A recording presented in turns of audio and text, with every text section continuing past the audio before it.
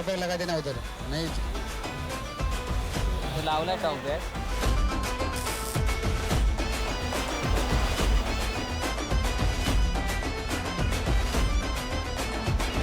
बाई म्हणता म्हणता श्वास मोकळा मोकळा तिच्या जन्माच्या झळा नाही सोसायाच्या कळा मया बांगडीच्या हाता लई दावितो वाकुल्या करी शिवबाला राजा याच बांगड्या टेकल्या। सगळ्यात आधी तुम्हा सगळ्यांचं मनापासून स्वागत करते मी स्वानंदी टिकेकर आजच्या या झी चित्रगौरव 2024च्या सोहळ्यामध्ये। आता तुम्हाला सांगते की आता जी मी ओवी गायले ती का गायले, कारण त्या ओवी मध्ये आजच्या या आपल्या सोहळ्याचं सार आहे। चल रोल रोल सुव्रत अरे तू oh my god don't tell me तू पण आज मला जॉईन करतेस। ऑब्विसली फार चांगली बातमी दिलेली आहेस, पण या सोहळ्यामध्ये स्त्रीचा सन्मान करतोय, तिचा सन्मान करतोय। एक्झॅक्टली। मला काय वाटतं स्वानंदी, आपल्याला प्रश्न पडतच असतात। हो तर आपण एक काम करूया, आपण आज इथेच थांबूया दारामध्ये आणि जे जे पाहुणे येणार आहेत त्यांना वेगवेगळे प्रश्न विचारूयात, त्यांच्याशी गप्पा मारूया। एक्झॅक्टली। माझ्याकडे काही गेम्स पण आहेत, सो आपण गप्पा मारू, गेम्स खेळू आणि बेसिकली धमाल करूया। चला तर मग तुम्हा सगळ्यांचं मनापासून स्वागत आहे झी चित्रगौरव पुरस्कार 2024 पूर्व रंग मध्ये। काय पाठांतर हिचंही आली, मला एवढं भारी वाटतं। एक राहिलंय स्ट्रीमिंग पार्टनर झी5। चला तर मग चला इन्हें वनवास भेजो।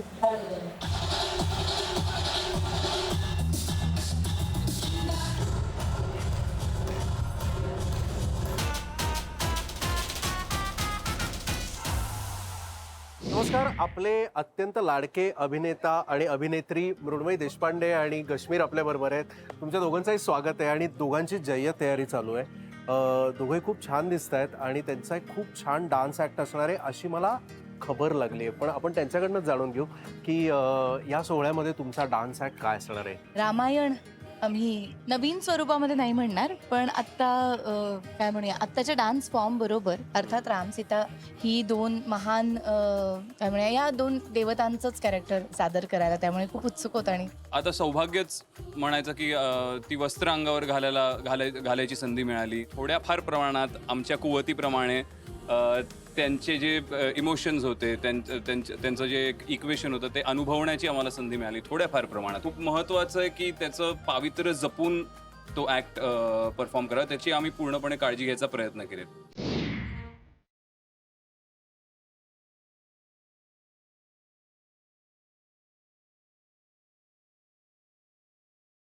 माझ्या आयुष्यातला पहिला परफॉर्मन्स आहे। मला खूप प्रॉपर डान्स आहे आणि प्रॉपर डान्स आहे। बाई पण भारी देवा, त्याच्यावरती मी आणि वंदनाने आता परफॉर्म करायचं ठरवलंय। अरे वा वा, नाही नाही धमालच होणार आहे।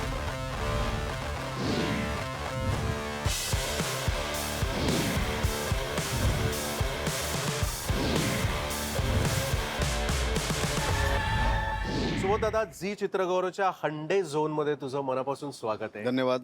गेल्या काही वर्षात एक आपण मराठी चित्रपट सृष्टीत फार महत्त्वाचा बदल पाहिलाय, तो म्हणजे पुरुष कलाकारांबरोबरच महिला कलाकार या तेवढ्याच सशक्तपणे संपूर्ण चित्रपट सृष्टीची धुरा सांभाळत आहेत। हा जो बदल झालाय त्यालाच लक्षात घेऊन आम्ही आजचा हा जो पूर्ण पुरस्कार सोहळा आहे तो आपण तिचा सन्मान करतोय, आपण महिला कलाकारांचा सन्मान करतोय, महिलेचा सन्मान करतोय।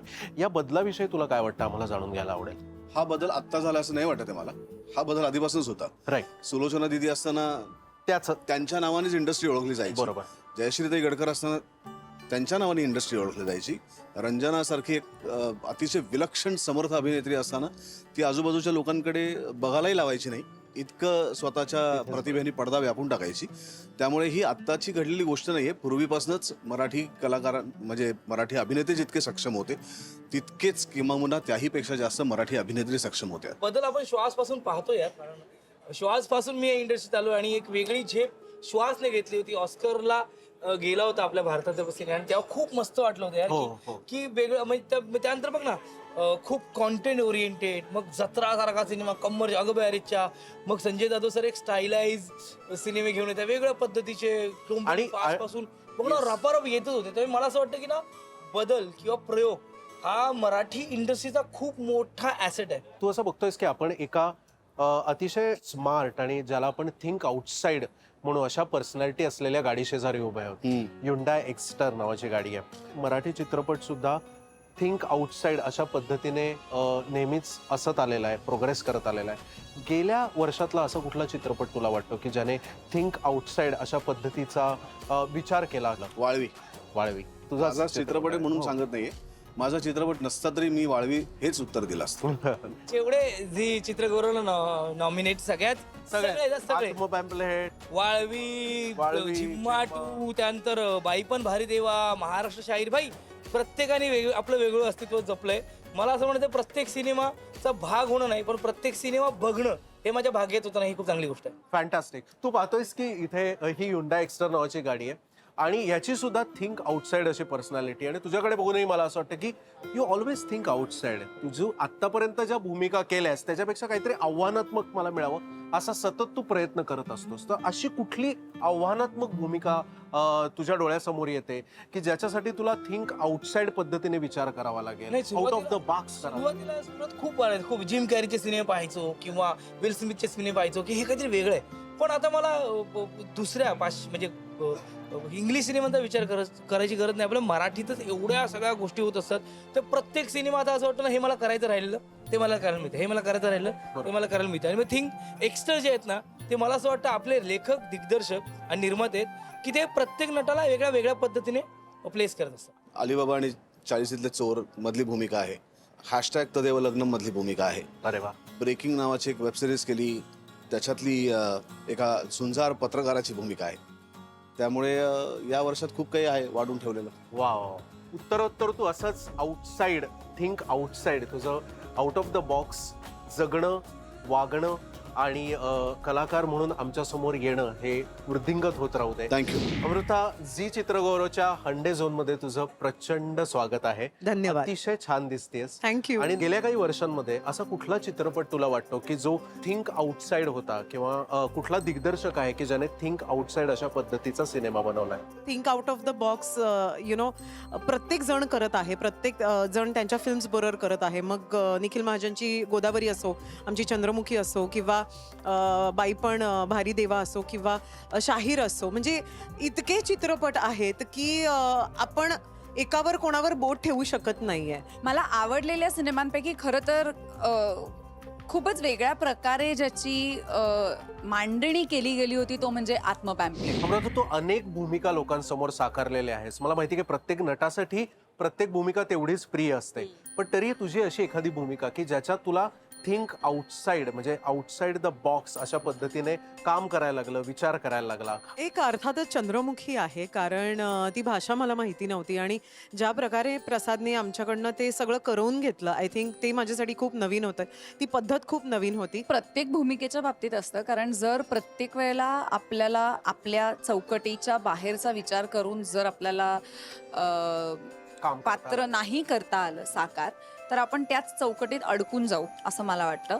पण मला काय करायला आवडेल का जे मी कधी केलं नाहीये, तर मला असं वाटतं की सगळ्या महिला ह्या माझ्यासाठी सुपर हिरो असतात आणि मला खरंच एखादी सुपर हिरो ऑन स्क्रीन साकारायला नक्की आवडेल. Wow, that would be a great fun. हा, ही संध्याकाळ तुझी मस्त जाऊ दे, थँक्यू. तुझा ताण हलका होऊ दे, एन्जॉय. थँक्यू. आणि तुला खूप खूप शुभेच्छा तुझ्या Thank येणाऱ्या you. सर्व प्रोजेक्टसाठी. Thank you sir. Cheers. मंडळी, हंडे इंडियाने महाराष्ट्रभरात यावर्षी एक अप्रतिम कॉन्टेस्ट जाहीर केली होती. आपली माणसं आपली कार. हंडे एक्सेटर ही कार विकत घेतलेल्या काही भाग्यवान विजेत्यांना मिळणार आहे संधी झी चित्रगौरव सोहळ्यात प्रत्यक्ष इथे येऊन अनुभवण्याची. चला भेटूया आपली माणसं आपली कार याच्या विनर्सना.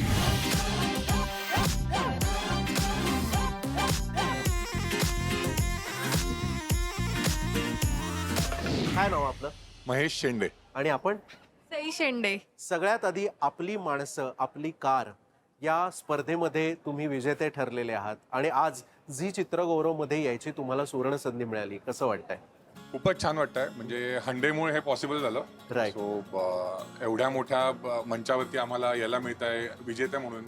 So we are very lucky enough. आज तुम्हाला कुठल्या कलाकाराला भेटायची इच्छा आहे एवढ्या भव्य दिव्य सोहळ्यात? तुमचा आवडता मराठी कलाकार कोणता? खरंच अवघड असं सांगणं. मराठी कलाकार सगळे इतके सरस आहेत की त्यांच्यात एक Yes. निवडणं अवघड जातं. खरंच. आणि यावर्षी असलेला किंवा रिसेंटली पाहिलेला कुठला मराठी चित्रपट तुम्हाला आवडला?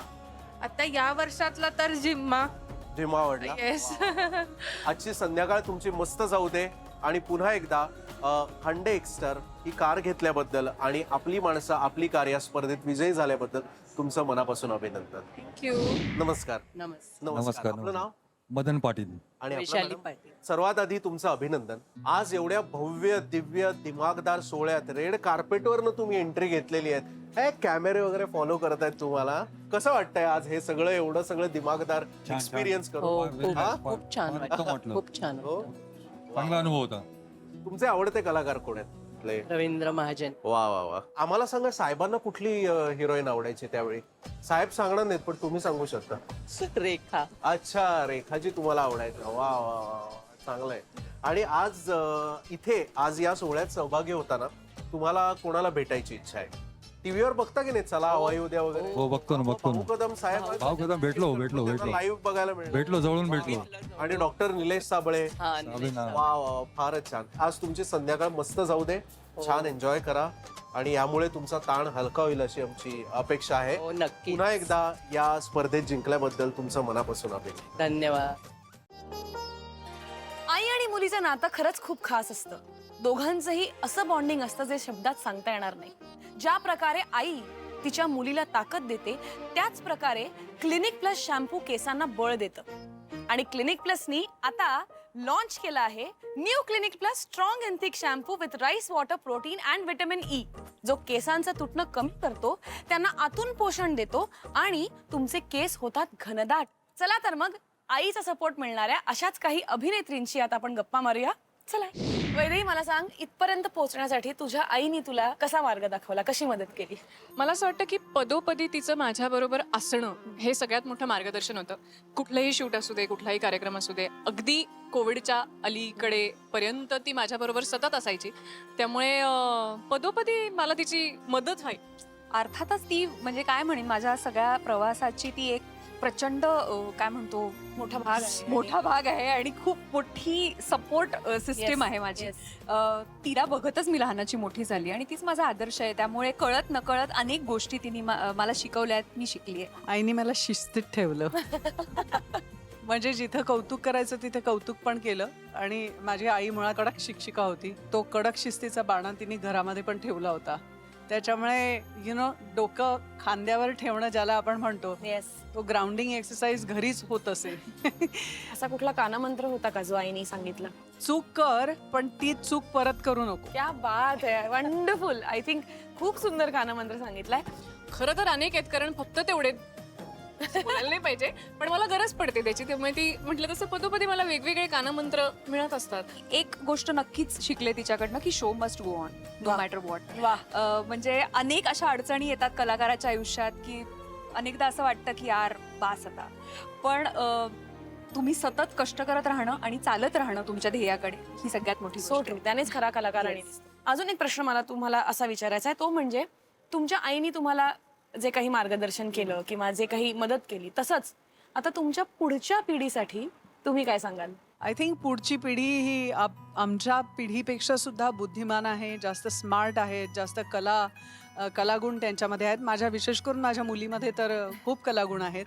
आणि मी माझी कुठलीच मर्जी त्यांच्यावर लादत नाही, जेणेकरून त्यांना स्वतः विचार करता यावा. मला मुलगी आहे त्यामुळे माझ्यावर डबल जबाबदारी असं मी म्हणेन. आणि तिला मला एक स्ट्रॉंग वुमन बनवायचं आहे. जशी मी जितकी बिनधास्त मला माझ्या आई वडिलांनी वाढवलंय, मीही एकुलती एक मुलगी आहे आणि तीही एकुलती एक मुलगी आहे. त्यामुळे तो एक मला तिला एक बिनधास्तपणा तिच्यामध्ये आणण्याचे विशेष मी प्रयत्न ते नक्कीच घेणार आहे. ते नक्की होईल आणि काही काळजी करू नकोस, मस्त होईल ती बिनधास्त. मला सांग आता की म्हणजे तू तुझ्या मुलांना, जसं तुझी आई तुला, आपली आई आपल्याला हे सांगते बघ, तुला मुलं होतील ना तेव्हा काय? तसं तुला असं काय वाटतं की जेव्हा तुला मुलं होतील तेव्हा तू कशा पद्धतीने समजावशील? मला असं वाटतं माझ्या आई वडिलांनी जसं मला हाताळलंय तसंच मी हाताळण्याचा प्रयत्न करेन, कारण त्यांनी मला कायम सूट दिली आहे मला काय वाटतं हे मांडण्याची, आणि ती प्रत्येकाला असावी. तू खूप सुंदर उत्तरं दिलीस. याबद्दल तुला clinic plus rice water protein shampoo कडनं एक गिफ्ट हॅम्पर मिळणार आहे. Thank you.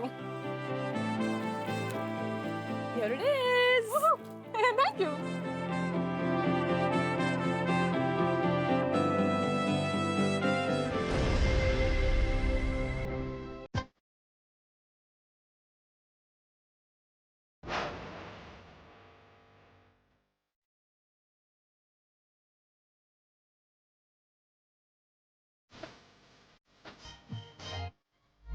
Shilpa Shetty madam, Zee चित्रगौरवच्या या भव्य दिव्य सोहळ्यात तुमचं मनापासून स्वागत आहे. तुमच्या येण्याने हा सोहळा अधिकच सुंदर, सुबक, ग्लॅमरस झालेला आहे. Absolutely. खरंच मला माहितीये तुमची आई तुमचं कौतुक करत असेल, तसंच त्यांचे आशीर्वादही तुमच्या पाठीशी आहेत. तर मला तुम्हाला हे विचारायचं आहे की या सोहळ्यामध्ये आम्ही महिलांचा गौरव करतोय, महिला शक्तीचा आम्ही इथे उत्सव साजरा करतोय. तर तुमच्या आयुष्यात अशी कुठली महिला आहे की जिने तुम्हाला नेहमी प्रेरणा दिली आहे, स्फूर्ती दिली आहे, आजही देते? मम्मी. Exactly. उन्होंने हमेशा मुझे बहुत ज्यादा प्रेरित किया है और बहुतों को किया है, मेरे अलावा भी. So sweet. प्रिया तेंडुलकर. हाय हाय. माझी आई, आणि या क्षेत्रात येण्यासाठी मला तिने खूपच प्रोत्साहन दिलं. खरं तर माझ्या बाबांचा विरोध होता, पण आईच्या सपोर्टमुळे मी या इंडस्ट्रीत आलो आणि आज गेली 35-36 वर्ष कार्यरत आहे. मेरे जीवन से आप पूछो तो जरूर मैं अपनी दादी का नाम लूंगी जी. और अपनी माता का नाम लूंगी. लेकिन अगर ऐतिहासिक रूप में देखा जाए तो हाल ही में मेरी ये पिक्चर आने वाली है, है वतन मेरे वतन, और उस फिल्म की कहानी उषा मेहता की जीवन की कहानी पर आधारित फिल्म है. तो जब आप प्रेरणा और महिला साथ में बोलते हैं तो उषा मेहता जरूर मेरे दिमाग में आती है. खूप साऱ्या स्त्रिया आहेत, कोणाचं गायन आवडत असतं, कोणाचं हसणं आवडतं, कोणाचं रडणं आवडतं, कोणाचं दिसणं आवडतं. म्हटलं तसं मी तर काम करण्याच्या बाबतीत म्हणशील तर स्मिता तळवलकर. क्या बात है. माझी आई आहे आणि सध्या माझी बहीण आहे, कारण ती तिचं काम सांभाळून 2 मुलांची काळजी घेऊन फार अप्रतिम तिचं लाईफ तिने बॅलन्स केलंय. सो हो, आमच्या घरात सध्या तरी Aditi is like the star of the family. मला असं वाटतं माझी आई मला सगळ्यात जास्त इन्स्पायर करते, आणि तिच्यातली जी एक क्वालिटी आहे सगळ्यांना धरून चालणं, ही खूप इम्पॉर्टंट क्वालिटी आहे, आणि माझ्यासाठी ती रोल मॉडेल आहे. माझ्या आईनीच मला लहानपणी म्हणजे आम्हाला पहिले नाट्यछटा बसवून घेणे, एकपात्री प्रयोग बसवून घेणे, हे तिनीच बसवून सगळं घ्यायची. ती मला इन्स्पायर करते आणि शिकवते. आई, सासूबाई, मुलगी, स्त्री शक्ती आमची घरातच जोरदार आहे. सो त्या सगळ्यांना बघत बघत मी रोज इन्स्पायर होते आणि रोज काहीतरी छान एनर्जेटिक करावं असं वाटतं.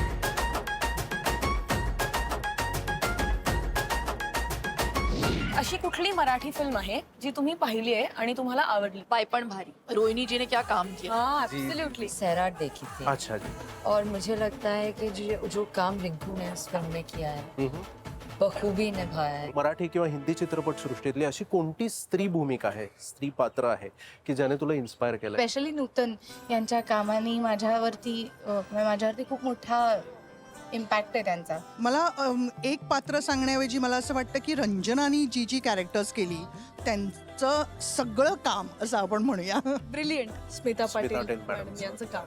मला आवडणारी आहे ती मर्दानी आहे. त्यांनी दाखवलं की एक वुमन कसं सगळं हँडल करू शकते, बिईंग मदर और बिईंग वाईफ, आणि शी इज अ कॉप. निर्मिती ताईंचं मला आवडतं, क्या बात. कारण एक कॉमिक टायमिंग आहे, एक हळवापणा आहे त्यांच्या कॅरेक्टरला.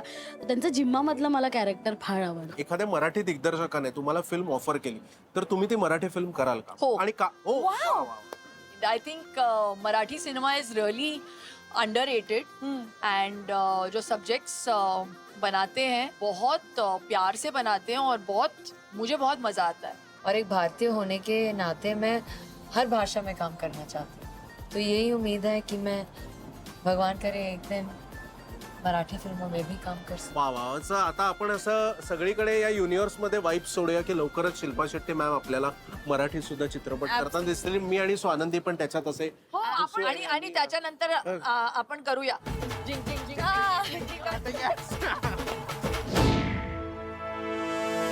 कसं आहे, आपण आपल्या आरोग्याच्या बाबतीत धोका अजिबात पत्करत नाही, पण आजकालच्या फास्ट आयुष्यात आपल्याला रेडीमेड गोष्टींची मदत होते. मग या रेडीमेड गोष्टी भरवशाच्याच असतील तर? म्हणूनच कोट्यवधी मातांचा विश्वास आहे सम्राट आटावर. मध्य प्रदेशातील खास निवडक गव्हापासून बनवलेला आणि आधुनिक टचलेस प्रोसेसने पॅक केलेला आटा, ज्यामुळे पोळ्या मऊ बनतात आणि मऊच राहतात.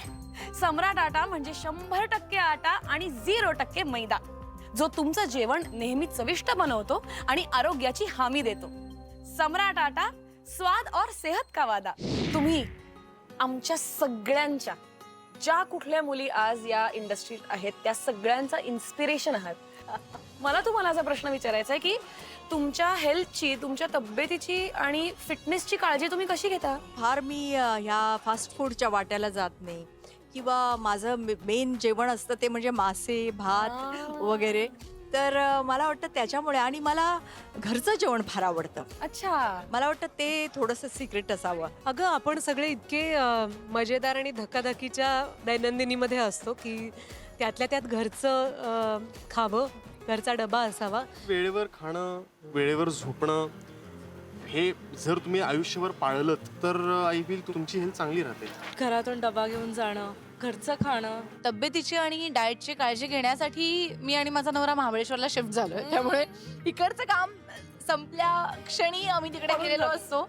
आमचं खाणं आम्ही आमच्या शेतात उगवतो, त्याच्यामुळे भाजी अशी तोडून ताजी ताजी पोटात जाते आणि अर्थातच त्याच्यामुळे तब्येतीची काळजी घेतली जाते. आणि मला सांग की एवढं आपलं धकाधकीचं आणि रुटीन्स नसलेलं लाईफ आहे, आणि तू तर म्हणतेस की तू पुणे, मुंबई आणि महाबळेश्वर एवढ्या 3 ठिकाणी फिरतेस, तर या सगळ्यामध्ये तू तुझं रुटीन कसं जपतेस? रुटीन नाही जपता येत, टू बी व्हेरी ऑनेस्ट. आणि खरी अशी गोष्ट आहे की जेव्हा झोपायला मिळतं तेव्हा आपण झोप काढून घेतो, जेव्हा लंच ब्रेक होतो तेव्हा आपण खाऊन घेतो. तर त्याच्यामुळे व्यायाम आणि ऑर्गॅनिक खाणं किंवा चांगलं खाणं एवढंच सध्या आपल्या क्षेत्रामधल्या व्यक्तींच्या हातामध्ये आहे. बऱ्यापैकी स्ट्रगल असतं. या सगळ्यामध्ये मेन स्ट्रगल असतं की आपण शांत कसं राहायचं, कारण इतक्या माणसांशी आपल्याला बोलावं लागतं, भेटावं लागतं. मनस्थिती शांत असली पाहिजे, ठेवणं खूप महत्वाचं आहे आपल्याला एका ग्राउंड लेवलला. त्याचा प्रयत्न करते.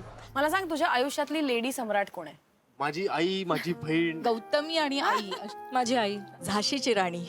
हो, कारण ती व्यक्तिरेखा मी केली आहे. मला वाटतं तीच सम्राज्ञी पण आहे आणि सम्राट पण आहे. क्या बात आहे. Thank you so much. Welcome. Thank you so much Swanandi. आत्ताच आपण पाहिलं की वेगवेगळे कलाकार त्यांचं आयुष्य हेल्दी आणि त्यांचा फिटनेस मेंटेन करण्यासाठी काय करतात. तर तुम्हीही लक्षात ठेवा, हेल्दी खा, हेल्दी राहा आणि त्यासाठी वापरा सम्राट आटा, स्वाद और सेहत का वादा. एवढी कुटुंबवत्सल भूमिका वगैरे करतेस, बघूया तुला कुटुंबाची किती जाण आहे, नात्यांची किती जाण आहे, एव्हरी शायनिंग मारतेस. सोपा प्रश्न आहे, मला सांग, तुमच्या मावशीच्या मुलीच्या बहिणीच्या भावाची आई तुमची कोण? मुलीच्या बहिणीच्या स्टोरी खूप कन्फ्युजिंग आहे. मावशी, तिची मुलगी, तिची बहीण, तिचा भाऊ आणि भावाची आई तुझी कोण? मावशीच्या, माझी मावशीच नाही, मावशीचा मावशी वेगळाच प्रॉब्लेम. मावशीच्या मुलीच्या बहिणीच्या भावाची आई.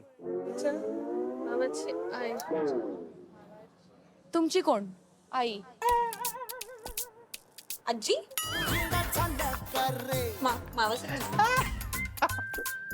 आजी. आजी नाही. मग मावशीच्या मुलीच्या बहिणीच्या मावशीच्या मुलीच्या बहिणीच्या. My mind doesn't work. I'm very old man now, you know. I become an old man. मावशीच्या मुलीच्या बहिणीच्या भावाची आई ही तुमची कोण? मावशी. जीनियस. क्या बात आहे. तुमच्या सख्या काकाच्या बायकोच्या सासूच्या जावयाची बायको तुमची कोण? मला जरी येत असलं ना उत्तर तरी कन्फ्युज होत आहे मला हे सख्खी ऐकून. काकूच.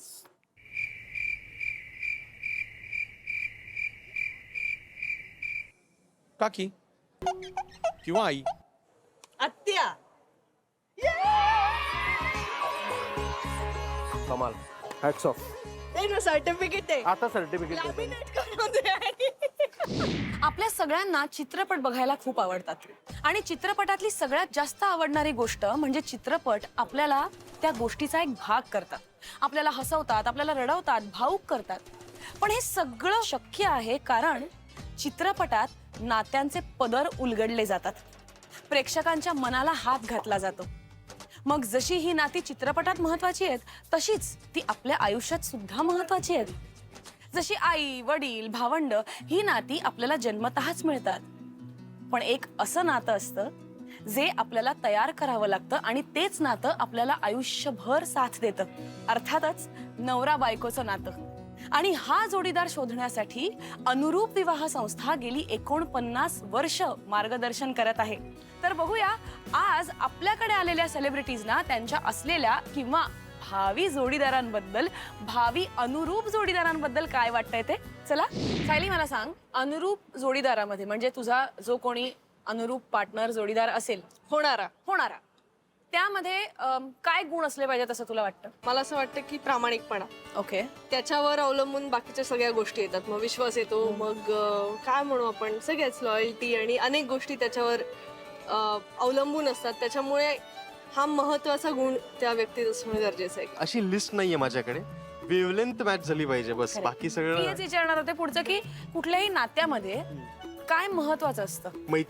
मैत्रीमुळे अनेक गोष्टी ओपन अप होतात आणि ती जर तुमच्यामध्ये असेल तर माझं प्रामाणिक मत असं आहे की एका पॉइंट नंतर प्रेम संपतं पण मैत्री तशीच राहते. मला समाव असं वाटतं की पूर्वीच्या काळी ज्या लव्ह स्टोरीज मी माझ्या आजूबाजूला म्हणजे माझे आई वडिलांची असेल किंवा इतर त्यांच्या वेळच्या काही जणांची असेल तर ती लव्ह स्टोरी बघितल्यानंतर मला असं वाटतं की हे विलक्षण होतं.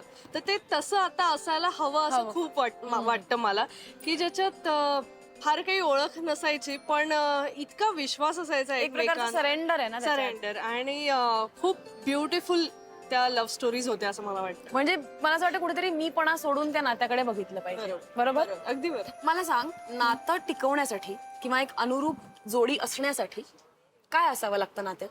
एकमेकांबद्दल आदर असावा लागतो आणि बरोबरीचं नातं असायला लागतं. मला असं वाटतं की आपल्या आत्ताच्या पिढीला अत्यंत महत्वाची गोष्ट अशी आहे की एकतर इक्वालिटी. म्हणजे आज आपण महिलांचा सन्मान या सोहळ्यात सुद्धा करतोय आणि तो यासाठीच करतोय कारण महिला आज पुरुषांच्या इक्वालिटीने किंवा ते जेवढे समर्थ आहेत, सक्षम आहेत, त्या होत्याच नेहमी.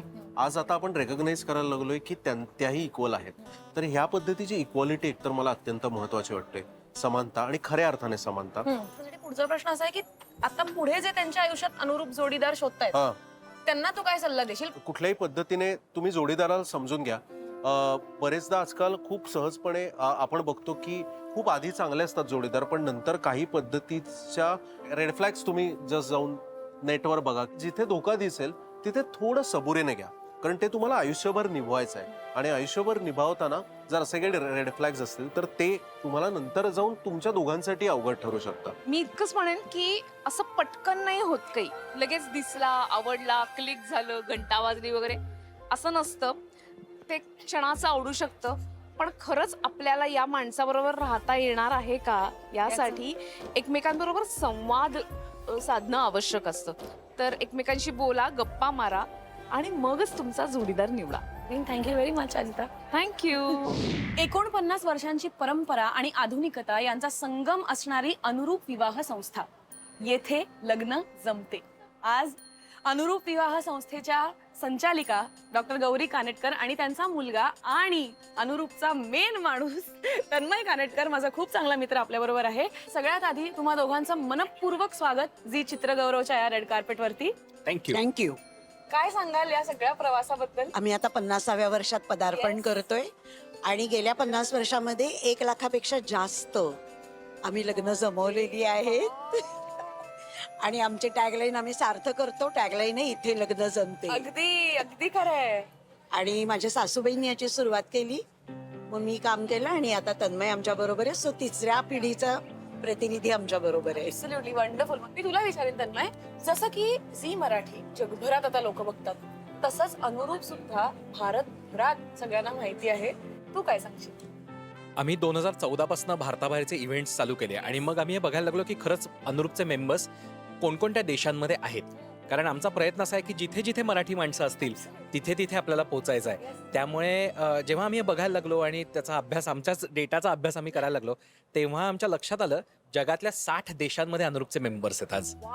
त्यामुळे खूप मोठ्या प्रमाणात जिथे खरोखरच मराठी माणसं पोहोचलेली आहेत तिथे सगळीकडे अनुरूप पोहोचलेले आहे. किती सुंदर. मला वाटतं झी मराठी आणि अनुरूपचा म्हणूनच संगम आहे हा. कारण जिथे जिथे Definitely. मराठी माणूस आहे तिथे झी मराठी आहेच आहे, आणि जिथे जिथे मराठी माणूस आहे तिथे अनुरूप आहे. नक्की. आता रिसेंटली 2023 मध्ये गुजराती बोलणाऱ्यांसाठी सुद्धा अनुरूप काम करतंय, त्याबद्दल काय सांगशील? गुजराती लोकांकडनं सुद्धा, मुंबईतल्या, पुण्यातल्या सुद्धा, बडोद्यातल्या, कारण बडोद्यात अनुरूपचं ऑफिस होतंच, आणि तिथल्या अनेक गुजराती लोकांनी सुद्धा सांगितलं की अशा पद्धतीची सेवा देणारी विवाह संस्था गुजरातीमध्ये नाहीये आणि ती असावी. आणि महाराष्ट्र आणि गुजरात तर जुळी राज्य आहेत, तर इथे तर आपण नक्कीच गेलं पाहिजे. त्यामुळे गुजरातमध्ये जाण्याचा निर्णय आम्ही घेतला आणि गेले 1 वर्ष आम्हाला अतिशय उत्तम रिस्पॉन्स गुजरातमधनं येतोय. आमचं अहमदाबादमध्ये आणि बडोद्यामध्ये सुद्धा ऑफिस आहे. त्यामुळे मराठी माणूस जिथे जिथे पोहोचलाय तिथे अनुरूप पोहोचलंच आहे, पण आता गुजराती माणूस सुद्धा जिथे जिथे पोहोचलाय तिथे आम्ही पोहोचायचा प्रयत्न करतो. आता तुम्हाला मला विचारायचं गौरीताई की झी मराठी आणि अनुरूपच्या नात्याबद्दल काय सांगाल? झी मराठी बरोबर आम्ही गेली अनेक वर्ष असोसिएट आहोत. ऑलमोस्ट मला वाटतं 14 वर्ष आम्ही असोसिएट आहोत. आणि कसं असतं ना, दोघंही एका वेळेला ग्रो होणं हे अनुरूप नात्याचं गमक असतं. सो हे असोसिएशन कायम राहिल्याचं नक्की. खूप सुंदर. मला खूप बरं वाटलं तुमच्या दोघांशीही बोलून. मनोरंजन क्षेत्र म्हटलं की अभिनयाबरोबरच तुम्ही कसे दिसता, स्वतःची काळजी कशी घेता, हेही तितकंच महत्वाचं असतं. आणि चांगलं दिसण्यासाठी आपले केस निरोगी असणं सुद्धा खूप महत्वाचं आहे. म्हणूनच आपल्याला साथ देण्यासाठी आहे गार्नियर कलर नॅचरल्स. आता आज आपल्याकडे इथे आलेले सेलिब्रिटीज त्यांच्या केसांची काळजी कशी घेतात हे त्यांनाच विचारूया आणि त्यांच्याकडनं उत्तर ऐकूया. चला तर मग गौतमी, मला सांग, तुझे केस एवढे शाईन करतात आणि तुझे केस मला खरंच खूप आवडतात. कारण मला काय असं वाटतं की लांब आणि छान केस असले पाहिजेत. तर त्या मागचं कारण काय?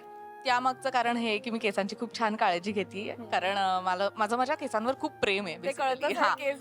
मी खरं सांगू तर मी फार कमीत कमी काळजी घेते, पण जे आधीपासून शिकवलं गेलंय आपल्याला की आठवड्यातनं 2दा तेल लावा वगैरे, इतकीच बेसिक काळजी मी घेते. बाकी मी काही करेन.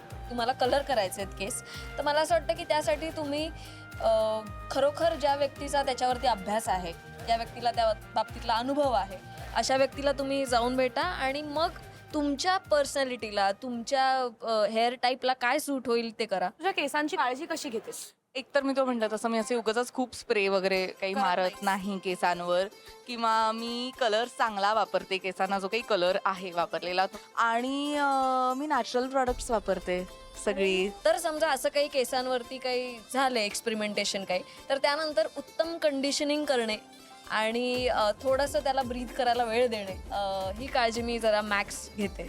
इतकी सुंदर दिसतेस, तर चेहऱ्याचं सौंदर्य किंवा तुझं ओव्हरऑल सौंदर्यासाठी तू काय काळजी घेतेस? खूप लोकांना माहिती आहे, आणि ते म्हणजे मी भरपूर ताक पिते. येस, मला माहिती आहे. आणि तेच माझ्या ऍक्च्युली केसांनाही पोषण मिळतं आणि अगदी. चेहऱ्याला सुद्धा. अगदी. त्याच्या मागचं रहस्य म्हणजे हेच आहे की तुमचं डाएट आणि एक्सरसाइज, त्या गोष्टी सांभाळून जे काय बाकी करायच्या असतील, मजा करायची असेल ती करणे, पण तुमच्या तब्येतीकडे जास्त लक्ष देणे. चेहरा छान मस्त धुते व्यवस्थित आणि पाणी पिते भरपूर. येस. सो आय गेस पाणी पिणं हा आपल्या चेहऱ्यासाठी सगळ्यात चांगला उपाय चांगला राहण्यासाठी. Thank you so much. आणि तुम्हाला सगळ्यांना जर गौतमी सारखं सुंदर दिसायचं असेल आणि सुंदर केस हवे असतील, तर तिने जे सांगितलं ते फॉलो करा. आणि तू इतकी सुंदर उत्तरं दिलीस त्याबद्दल गार्नियर कलर नॅचरल्स कडनं तुला एक गिफ्ट हॅम्पर मिळतंय. आणि मयुरी चांडक मॅम इकडे येणार आहे तुला गिफ्ट द्यायला. Thank you ma'am, please. कॉंग्रॅच्युलेशन्स.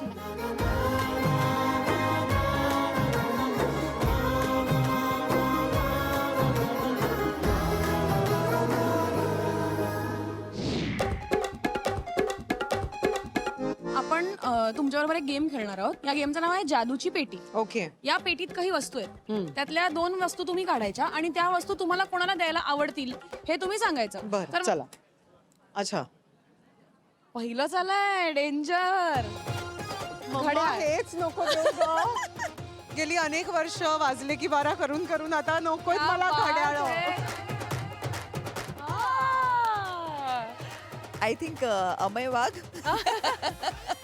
खूप अँकरिंग करतो तो. येस येस आय थिंक हे मी त्याला गिफ्ट. Yes yes yes. आपलं ग्लोब हे मी मलाच गिफ्ट करेन कारण मला फिरायला आवडतं पण मी अजूनही एकाही वेकेशनला गेले नाहीये चांगलं आहे. याचा अर्थ तुला वेळ नाहीये वेळ. मग मी असं म्हणेन की देव करून तुला कधीच वेकेशनला जाता येऊ नये. आरसा आरसा मला वाटतं मी मला देऊ शकते. हो. आणि समीर माझ्या बाजूला असला की नेहमी म्हण बस कर किती बस तुटेल तो वगैरे इतपत चालू असतं. सो मला तुलाच वाटतं खरं. हो कारण सतत आम्ही एकमेकींना तोंड बघितलंयस का? आम्हाला माहिती आहे. त्यामुळे एकमेकींना तोंड दाखवायला हा आरसा परफेक्ट येऊ. परफेक्ट. आता हा सायरन आहे म्हणजे बेसिकली कोण असं कायम इमर्जन्सी मध्ये असतं, असं कोण कायम धावपळीतच असतं. आय थिंक सोनाली कुलकर्णी सतत काही ना काहीतरी वेगवेगळ्या गोष्टी ती करत असते. ज्या गोष्टी परफॉर्मन्सेस ऑन द इव्हेंट्स असतात. त्यामुळे आय थिंक शी डिझर्व्स. तिला फास्ट मुवमेंट करण्यासाठी हे गरजेचं. Absolutely absolutely. Thank you so much. Thanks a lot. खूप मजा आली. Thank you so much. आजकालच्या काळात प्रत्येक गोष्टीत भेसळ सुरू झाली आहे. पिकांपासून फळांपर्यंत सगळ्यात केमिकल झालेत आणि जेवणाच्या ताटात साधं पौष्टिक जेवण सोडून फास्ट फूड येऊन पोचले. आता अशा धर्तीवर जर आजची तरुण पिढी म्हणजे लहान मुलं चांगलं अन्न खाणार कशी, हा तर प्रश्नच आहे ना. अशा वेळी विश्वास ठेवायचा आरोग्य दुधावर. आरोग्य दूध यांचं शिर्शी मंगळवेढा सोलापूर इथे मिल्क प्लांट आहे आणि याच प्लांटच्या आजूबाजूच्या गावातून आरोग्य दूध गोळा केलं जातं. या दुधावर प्रक्रिया करण्याची आणि पॅक करण्याची पद्धत ही अत्यंत स्वच्छ असून प्रत्येक पायरीवर योग्य ती काळजी घेतली जाते. त्यांचं ब्रीद वाक्यच आहे, काळजी आणि चांगलेपणा आमच्या गावातून. आरोग्य दूध हे अतिशय चांगल्या प्रकारे पोषण झालेल्या निरोगी गाई आणि म्हशींचे दूध आहे. त्यामुळे डोळे झाकून आरोग्य दूध निवडा आणि मिळवा एक निरोगी सुदृढ भविष्य. सोनाली, मला सांग की आत्ताच्या आपल्या काळात इतकी कॉम्पिटिशन, इतकं पिअर प्रेशर, इतकं धकाधकीचं आयुष्य, या सगळ्यामध्ये तू तुझा प्रामाणिकपणा, सच्चेपणा कसा जपायचा प्रयत्न करतेस? प्रामाणिक राहून. मला असं वाटतं तुम्ही जर असाल प्रामाणिक तर काही फार वेगळं करावं लागत नाही. बाबा नेहमीच सांगतात की किती धगाधगीचं जीवन असलं तरी सणा नेहमी शांतपणे राहायचं, शांतपणे जगायचं, डोकं जमिनीवर ठेवायचं, पाय जमिनीच्या आत ठेवायचे. मला सांग तुझ्या हेल्थची काळजी तू कशी घेतेस? मी खूप कमी घेते. मला असं वाटतं मी घ्यायला हवी जास्त. माझा प्रवास खूप असतो किंवा आता लॉंग डिस्टन्स मॅरेजमुळे पण मी अशी सतत इकडे तिकडे असते. ह्या सगळ्या प्रवासामध्ये मला असं वाटतं की कुठेतरी खाणं पिणं, झोपायच्या वेळा हे सगळं खूप कॉम्प्रोमाइज होतं. मला आत्ता हे कबूल करावं असं वाटतं की मी खूप जास्त काळजी नाही घेत आणि मी घ्यायला हवी. खरं सांगू खूप बेअर मिनिमम काहीतरी करण्याचा प्रयत्न करायला लागतो कारण खूप फिरणं होतं. पण घरचं साधं खाणं हे एकमेव म्हणजे हे खूप बेअर मिनिमम आहे. मला माहिती आहे काही फॅन्सी नाहीये पण हेच महत्वाचं आहे असं लक्षात आलं. जेव्हापासून घर सोडलंय तेव्हापासून बिघडलंय सगळं. कळली आणि घरच्या खाण्याची. जेव्हा तू किंवा बाजारात जात असशील काही आणायला किंवा जे काही तुझ्या घरी बनतं त्यात ते पदार्थ कसे आहेत, ते शुद्ध आहेत का, याची तू शहानिशा करतेस का? असतंच. युजली आता ऑर्गॅनिक प्रोडक्ट्स आणि हायड्रोफोनिक प्रोडक्ट्स यांचे खूपच क्रेज आहे. सो तेवढं असतं आणि आता सगळ्याच फोनवरती ऑर्डर करू शकतो म्हणून ऑर्गॅनिक दिसलं की ते युजली येतात घरी. सगळ्यात महत्वाचं म्हणजे ताजं आहे की नाही हे बघणं, एक्सपायरी डेट बघूनच खरेदी करणं. ह्या काही बेसिक गोष्टी त्या पाळते आणि नक्की काय ताजं आहे आणि काय नाही हे शिकते हळूहळू अनुभवातून. शक्यतो मी आपल्या मातीत जे उगतं पिकतं तेच खाते. मला असं वाटतं आपण जिथे राहतो, जॉग्रफिकली ज्या ठिकाणी आपण जन्मलो आहोत आणि त्या मातीत जे काही उगतं ते खाणं कधीही उत्तम. क्या बात. Thank you so much. मला वाटतं तुझ्यासारख्या फिट माणसाकडनं असे सल्ले आले की आम्हाला ते फॉलो करावेसे वाटतात. So thank you so much Sonali. Thank you. आम्ही हा धमाल खेळ सगळ्यांबरोबर खेळतोय. हे काय आम्ही विकायला वगैरे ठेवलेलं नाही. खायला ठेवलं का? ते आपण मेहनतीचे फळ आपण सगळ्यात चाखणार आहोत ना. पण हा खेळ अगदी सोपा आहे की आम्ही दरवेळी आपण माणसांना अनेक पद्धतीने उपमा देतो. तर तुम्ही कुठलंही यातलं फळ उचलू शकता आणि तुम्हाला कोणाची आठवण होते आणि ते का होते हे तुम्हाला सांगायचं आहे. पपई बघितली की मला अशोक शिंदेची आठवण येते. हो का? हो, ते काहीतरी त्याला अशा पपई डायटर कुमार असतात असं ना? आम्ही नाव ठेवलेलं आहे आणि तो फक्त पपईवर जगतो हो. अनेक वर्ष आणि त्याच्यामुळेच तो इतकं मेंटेन्ड आहे. हो. त्यामुळे पपई कुठेही दिसली की आम्हाला अशोक शिंदेची आठवण येते. तर पपई खूप गुणकारी असते. मला कायम असं वाटतं की अशोक सराफ सर ते कधी कधी खूप स्ट्रिक्ट वागतात, कधी कधी असे खट्टे मिठे मिश्किल वागतात आणि कधी कधी प्रचंड गोड आणि खूप प्रेमाने वागतात. त्यामुळे बरेच फळं मी त्यांना म्हणू शकते. वा वा. हो हो. हा हा. ते आता आपल्यात नाही आहेत. रवी पटवर्धन म्हणून बरं, हो, अर्थातच. केळं सोलतात आणि आता अडवं खातात.